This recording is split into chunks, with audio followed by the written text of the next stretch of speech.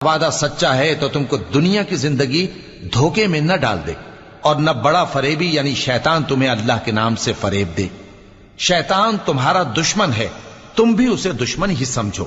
وہ اپنے پیروں کے گروہ کو بلاتا ہے تاکہ وہ دوزخ والوں میں ہو جائیں۔ جنہوں نے کفر کیا ان کے لیے سخت عذاب ہے، اور جو ایمان لائے اور عمل نیک کرتے رہے ان کے لیے بخشش اور بڑا ثواب ہے۔ بھلا جس شخص کو اس کے اعمال بد آراستہ کر کے دکھائے جائیں اور وہ ان کو عمدہ سمجھنے لگے تو کیا وہ نیکوکار آدمی جیسا ہو سکتا ہے؟ بے شک اللہ جس کو چاہتا ہے گمراہ رہنے دیتا ہے اور جس کو چاہتا ہے ہدایت دیتا ہے۔ تو ان لوگوں پر افسوس کر کر کے تمہارا دم نہ نکل جائے۔